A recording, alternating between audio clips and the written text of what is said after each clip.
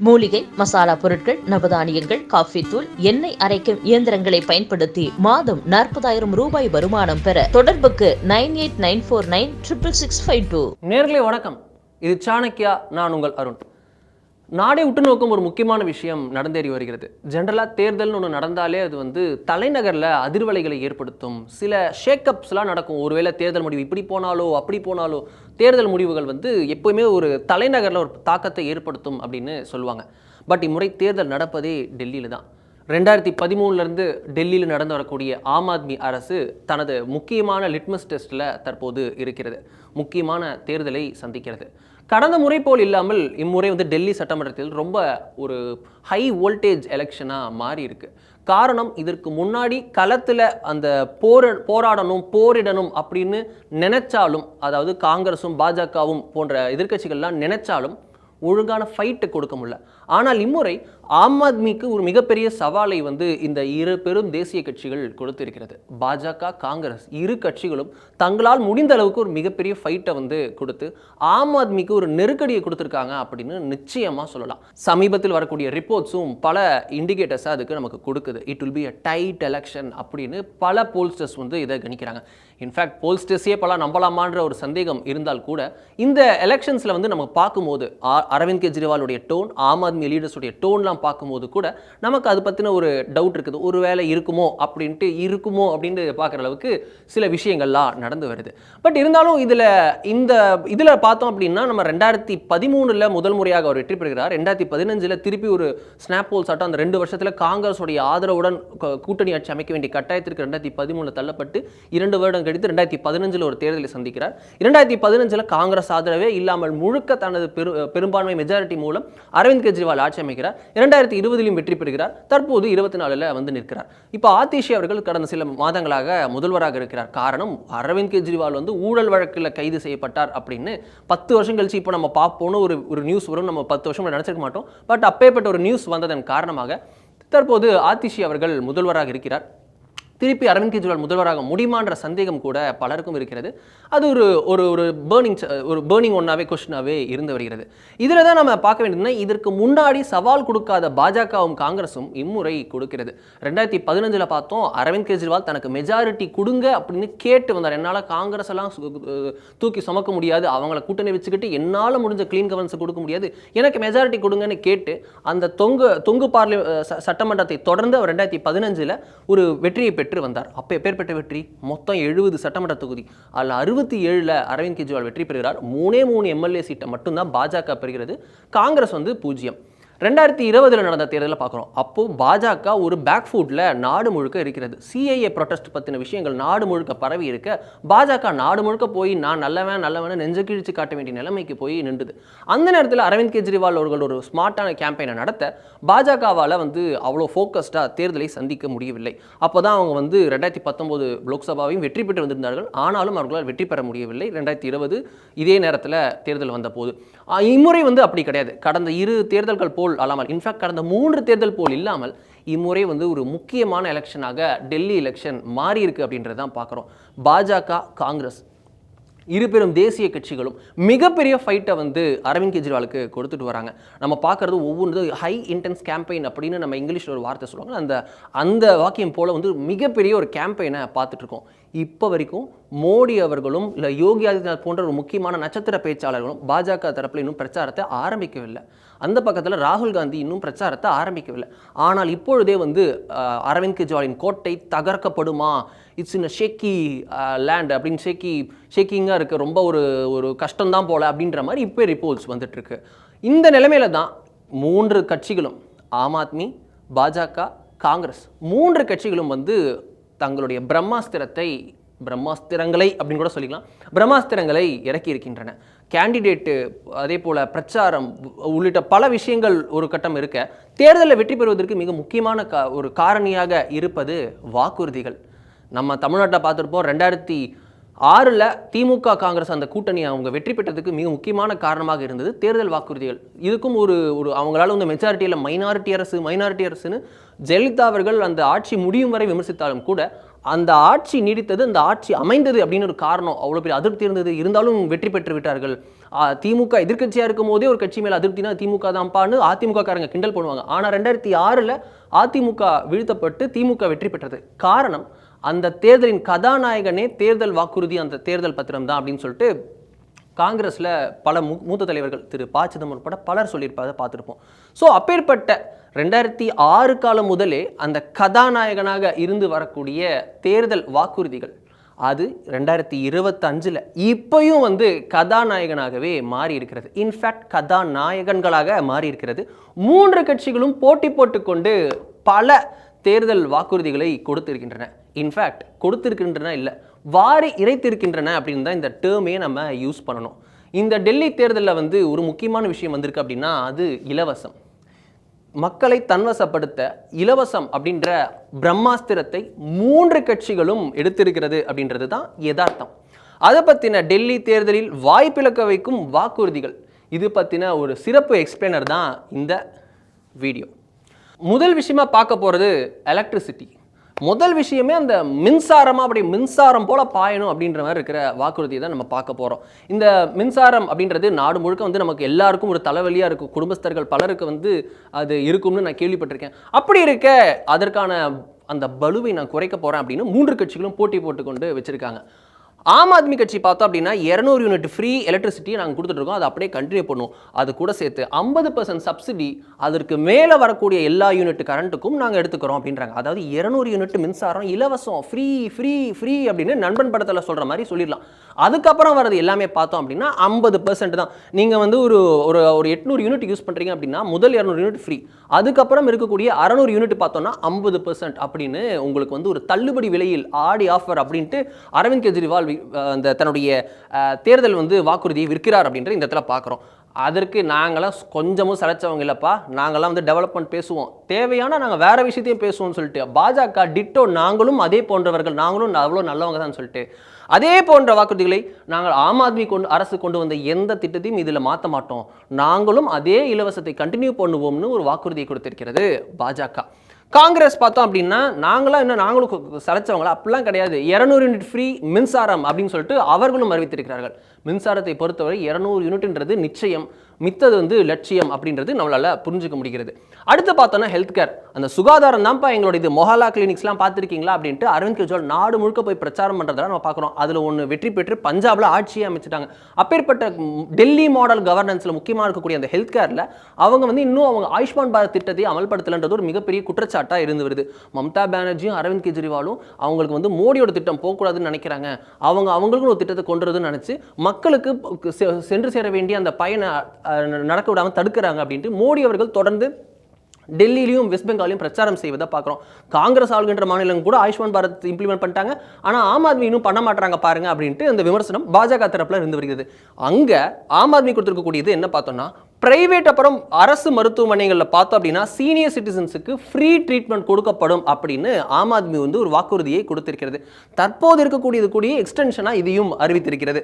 பாஜக என்ன சொல்லியிருக்கு அப்படின்னா 10 லட்சம் ரூபாய் மதிப்பில் சீனியர் சிட்டிசன்ஸுக்கு வந்து நாங்கள் வந்து ஹெல்த் இன்சூரன்ஸ் வந்து கொடுப்போம். அது கூட சேர்ந்து ஏற்கனவே இருக்கக்கூடிய ஆயுஷ்மான் பாரத் திட்டத்தின் கீழ் பார்த்தோம் அப்படின்னா நாங்கள் வந்து 5 லட்சம் ரூபாய், 5 கோடி குடும்பங்கள், ஒரு வருஷத்துக்கு 5 கோடி குடும்பங்கள் 5 லட்சம் ரூபாய் வரையிலான அந்த மருத்துவ காப்பீடு பார்த்தோம்னா அது நாங்கள் பண்ணுறோம். அதை வந்து டெல்லியில் நாங்கள் இம்ப்ளிமெண்ட் பண்ணுவோம். இத்தனை நாள் அந்த திட்டம் டெல்லியில் கிடையாது, நாங்கள் வந்தோம்னா அது இருக்குது, நீங்கள் எங்களுக்கு ஓட்டு போடுவீர்களா செய்வீர்களான்னு பாஜக ஓட்டு கேட்குது.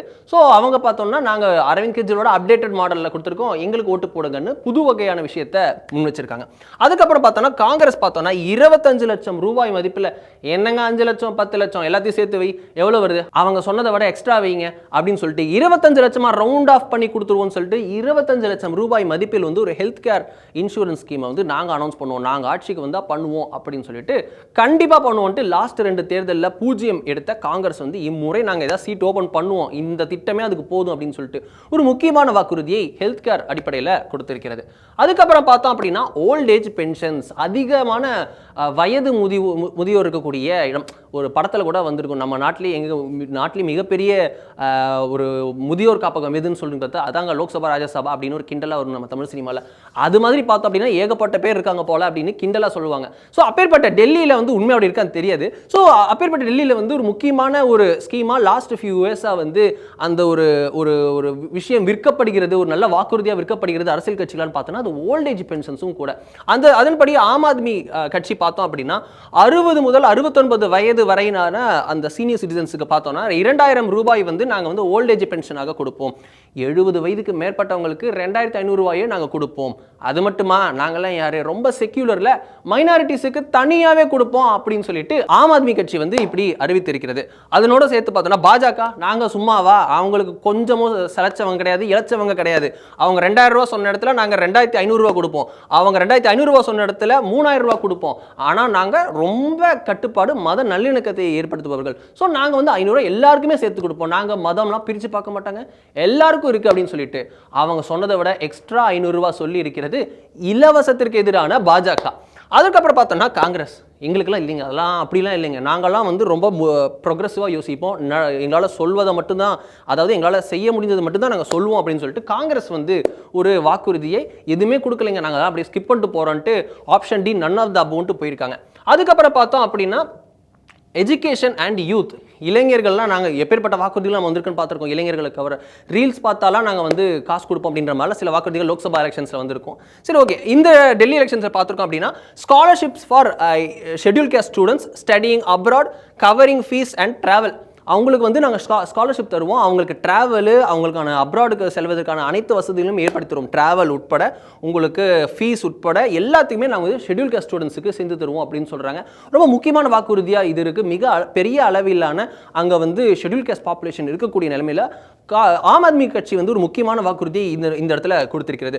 பாஜக பார்த்தோம் அப்படின்னா கேஜி முதல் பிஜி வரை அனைத்தும் ஃப்ரீ, நாங்கள் ஆட்சிக்கு வந்தால் இதுதான் எங்களுடைய முதல் கையெழுத்துன்னு கூட திரு அனுராக் தாக்கூர் சமீபத்தில் சொன்னதை பார்த்தோம். ஸோ அப்படி அவர் சொல்லியிருக்க stipends for schedule cost students in technical courses அப்படின்னு சொல்லியிருக்காங்க. நாங்கள் டெக்னிக்கல் கோர்சஸுக்கு வந்து நாங்கள் ஸ்டைஃபன்ஸ் கொடுப்போம், நாங்கள் கேஜி முதல் பிஜி வரை அனைவருக்கும் இலவச கல்வி. அதை தாண்டி பார்த்தோம்னா ஷெட்யூல் காஸ்ட் ஸ்டூடெண்ட்ஸுக்கு டெக்னிக்கல் கோர்சஸில் வந்து நாங்கள் ஸ்டைஃபன் கொடுப்போம் அப்படின்னு பாஜக வாக்குறுதி கொடுத்திருக்கிறது. காங்கிரஸ் சும்மா இருப்பாங்களா? 8500 ரூபா மாதம் வேலை இல்லாமல் இருந்தால் அப்ரசன்டிகளுக்கும் ஒட்டுமொத்தமாக கொடுப்போம் அப்படின்னு சொல்லிட்டு, நீங்கள் வீட்டில் வெட்டியாக இருந்தால் போதும், நாங்கள் 8500 ரூபா கொடுப்போம், நீங்கள் வேலை தேடி போனால் தான் பிரச்சனை, நீங்கள் வேலை தேடாமல் இருந்தாலே போதும், உங்களுக்கு கையில் காசு வந்து விழும் அப்படின்ற மாதிரி ஒரு சூப்பரான வாக்குறுதியை காங்கிரஸ் கட்சி கொடுத்திருக்கிறது. அதுக்கப்புறம் பார்த்தோம் அப்படின்னா ஃப்ரீ டிராவல். ஃப்ரீ ட்ராவல் அப்படின்றதும் நம்ம தமிழ்நாடு உட்பட பெண்களுக்கு அறிவித்திருக்கப்பட்டிருக்குது போல, அங்கே நம்ம வந்து கர்நாடகாவில் அறிவிக்கப்பட்டிருக்குது போல, நிறைய மாநிலங்களில் இது இப்போ ட்ரெண்டாக போயிட்டு இருக்கு. இதற்கு எல்லாத்துக்கும் வெதை நான் போட்டது அப்படின்ற மாதிரி அரவிந்த் கெஜ்ரிவால் தான் இதை ஆரம்பிச்சார்.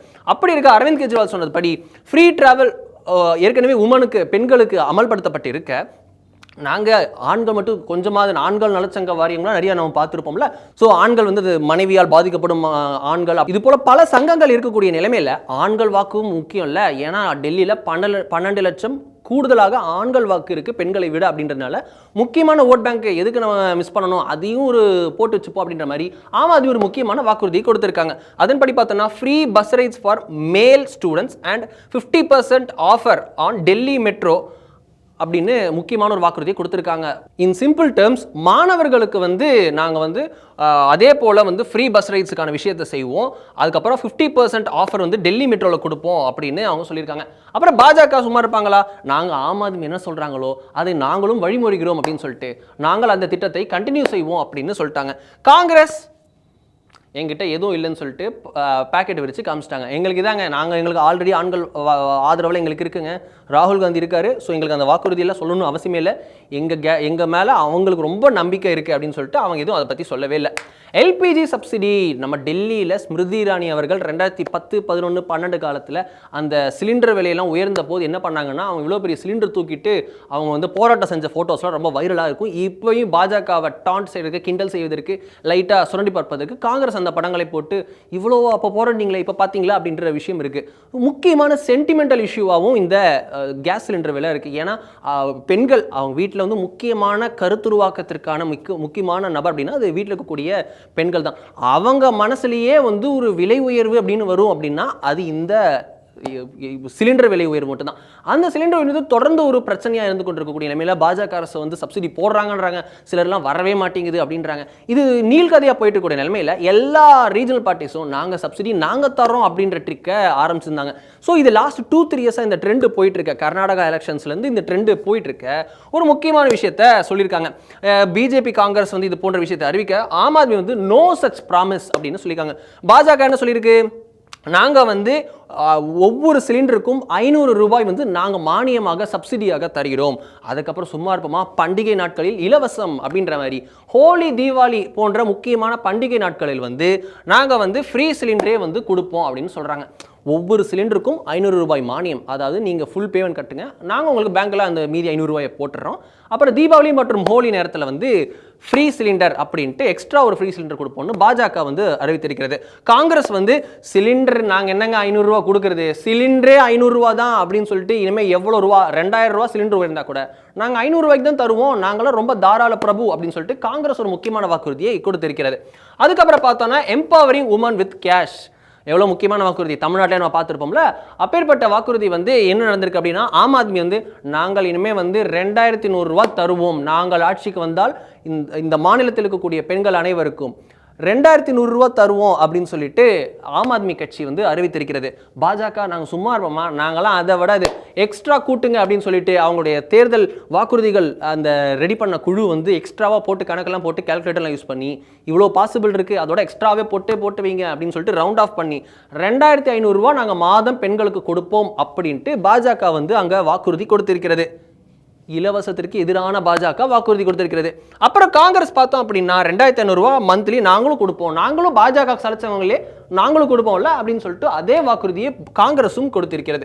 ஓகே, அப்புறம் அது என்ன வேற ஏதாவது டிஃப்ரெண்ட்டாக இருக்குது அப்படின்னா, ஒவ்வொரு கட்சிக்கும் கொஞ்சம் டிஃப்ரெண்ட்டாக அவங்க வந்து காப்பி இல்லாமல் ஒரே மெட்ரிக்ஸ் இல்லாமல் அவங்களும் கொஞ்சம் யூனிக்காக ஒரு ப்ராமிசஸ் கொடுத்துருக்காங்க. அதன்படி பார்த்தோன்னா ஆம் ஆத்மி வந்து 10 லட்சம் ரூபாய் மதிப்பிலான லைஃப் இன்சூரன்ஸ், அதுக்கப்புறம் 5 லட்சம் ரூபாய் மதிப்பிலான ஆக்சிடென்ட் கவர் வந்து கொடுத்துருக்காங்க. யாருக்கு அப்படின்னா ஆட்டோ டிரைவர்ஸுக்கு ஒரு முக்கியமான விஷயமா இதை கொடுத்துருக்காங்க. அதுக்கப்புறம் பார்த்தோம் அப்படின்னா 1 lakh ஃபார் டாட்டர்ஸ் வெட்டிங், அதுவும் பார்த்தோன்னா ஆட்டோ டிரைவர்களுக்கு கொடுத்துருக்குறாங்க. அதாவது அந்த ஆட்டோ ஓட்டுநர்களின் பெண் குழந்தைகள் இருக்காங்களா, அவங்களுடைய திருமணத்திற்கு 1 லட்சம் ரூபாய் வரையிலான அந்த பேக்கேஜ் சிஸ்டத்தை கொண்டு வந்திருக்காங்க. அதுக்கப்புறம் 2500 ரூபான்றது யூனிஃபார்ம் வாங்குவதற்கு அப்படின்ட்டு சொல்லியிருக்காங்க. ஸோ ஆட்டோ ஓட்டுநர்கள் அப்படின்றது ஒரு முக்கியமான ஒரு ஓட் பேங்காக ஆம் ஆத்மிக்கு இருந்திருக்கு அப்படின்றது போல்ஸ்டர்ஸ் தொடர்ந்து சொல்லி வரக்கூடிய விஷயம். ஸோ அப்பேற்பட்ட விஷயத்திற்கு வந்து ஒரு முக்கியமான தன்னுடைய ஓட் பேங்கை ரீட்டைன் பண்ணணும், தங்களுக்கு ஆதரவாக இருந்து வரக்கூடிய அந்த ஆட்டோ ஓட்டுநர்களை தன்வசப்படுத்தணும்ட்டு ஒரு முக்கியமான அறிவிப்பை வெளியிட்டிருக்கிறது ஆம் ஆத்மி.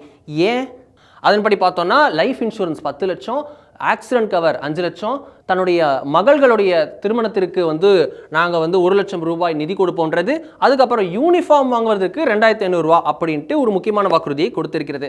இது ஆட்டோ டிரைவர்கள்ன்றது அப்செட்டில் இருக்காங்க அப்படின்னு ஒரு பேச்சு இருக்குது. தமிழ்நாடு உட்பட பழங்களில் இது ஒரு கவுண்டர் விஷயமா உருவெடுத்துட்டு வருது. ஃப்ரீ பஸ் டிராவல் கொடுத்ததுனால பலர் வந்து எங்கள் ஆட்டோவில் ஏறுறது இல்லைன்னு ஆட்டோ ஓட்டுநர்கள் பலரும் அதிருப்தியில் தமிழ்நாட்டை நானே சில இடங்களில் பார்த்துருக்கோம். அதுபோல் டெல்லியிலையும் இது இருக்குன்னு ரிப்போர்ட்ஸ் வந்துட்டு இருக்கு. ஸோ அப்படி இருக்க இது வந்து ஆட்டோ ஓட்டுநர்கள் அதிருப்தியில் இருக்காங்கன்னு சொல்ல, தன்னுடைய ஓட் பேங்கே அதிருப்தி இருக்கக்கூடாதுல்ல, அவங்கள முதல்ல சாட்டிஸ்ஃபை பண்ணணும். ஒரு முக்கியமான வாக்குறுதியை ஆம் ஆத்மி கொடுத்திருக்கிறது.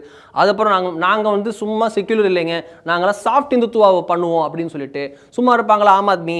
ப்ரீஸ் அண்ட் கிரந்தீஸ் வந்து டு ரிசீவ் 80,000 மந்த்லி அப்படின்ட்டு சொல்கிறாங்க. 18,000 வந்து மந்த்லி அவங்க வந்து நாங்கள் வந்து கோவில் குருமார்களுக்கும் கிரந்தம் இருப்பாங்க இவங்க நம்ம சீக்கிய குருமார்கள் அவர்களுக்கும் வந்து நாங்கள் கொடுப்போம் அப்படின்னு சொல்லிட்டு ஆம் ஆத்மி ஒரு முக்கியமான வாக்குறுதியை கொடுத்திருக்கிறது. பாஜக சும்மா இருப்போமா, நாங்களாம் அதை விட மாசு, இப்போ பாருங்க புது வகையானதை நாங்கள் இறக்குறோம் அப்படின்னு சொல்லிட்டு நியூட்ரிஷன் கிட்ஸ் வந்து நாங்கள் வந்து கொடுப்போம்.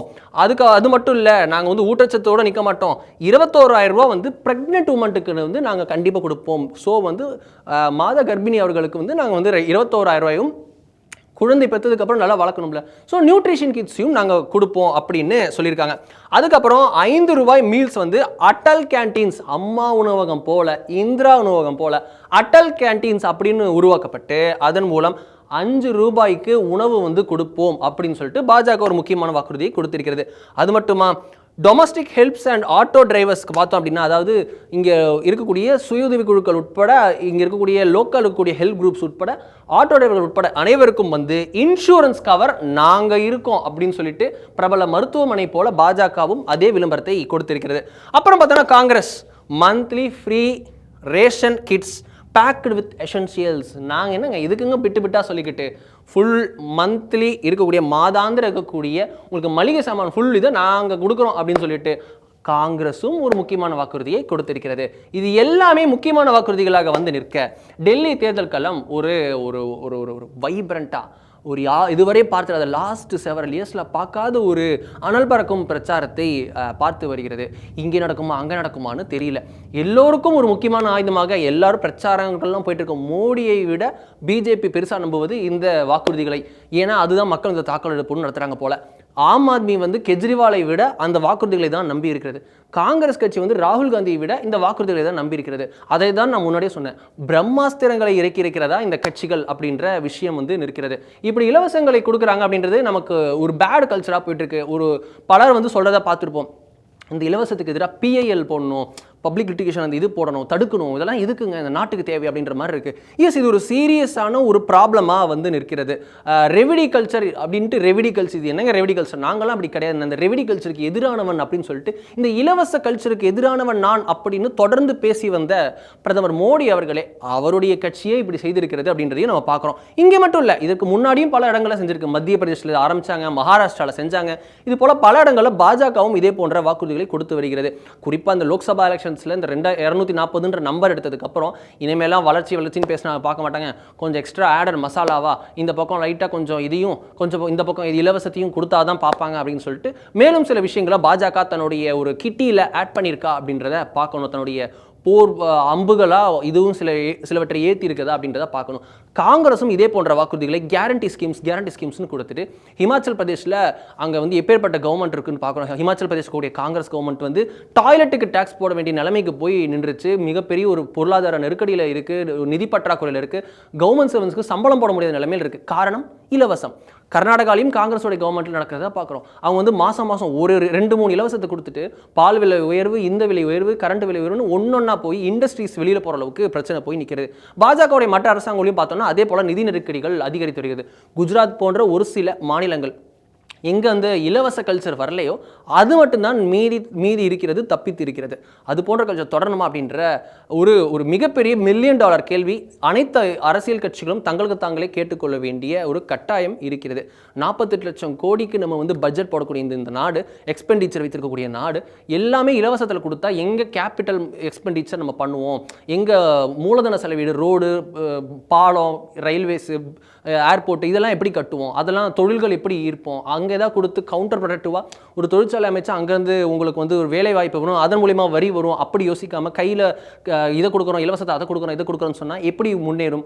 இந்த மாடல் ஆஃப் கவர்னன்ஸ் தேவையான்றதை அனைத்து கட்சிகளும் பார்க்க வேண்டியது தொடர்ந்து பல பெரியவர்கள் சொல்கிறார்கள், இந்த சிறிவரும் சொல்லி வரும். ஸோ இதில் என்ன நடக்குதுன்றதை பார்க்கணும். இப்போதைக்கு இருக்க ஒரே ஒரு ஆறுதல், இது இந்த அமௌண்ட் எக்கச்சக்கமாக சொல்லியிருக்காங்க, 2100, 2500, 3000 தரும், 21,000 தரும்னு. இது எல்லாம் டிபிடி அப்படின்னு சொல்லக்கூடிய டைரக்ட் பெனிஃபிட் ட்ரான்ஸ்ஃபர் மூலியமாக வங்கி கணக்குக்கே விழுகுது அப்படின்றது ஒன்று மட்டும்தான் ஆறுதல். அதுவும் இங்கே தலைவரோட ஃபோட்டோ போட்டு போய் 2,500 எடுத்துகிட்டு தலைவரே கொடுத்தது அப்படின்னு சொல்லிட்டு அந்த 500 ரூபாய் உள்ள வச்சுட்டு 2,000 கொடுத்தாங்கன்னா அதுதான் பஞ்சாயத்து. இப்போதைய ஒரே ஆறுதல் இதுதான். இந்த வாக்குறுதிகள் மூலம் தேர்தல்களை வெல்லலாம், பொருளாதாரத்தை வெல்வார்களா என்பது தெரியாது. மீண்டும் இன்னொரு நிகழ்ச்சியில் சந்திப்போம். அதுவரை நன்றி, வணக்கம்.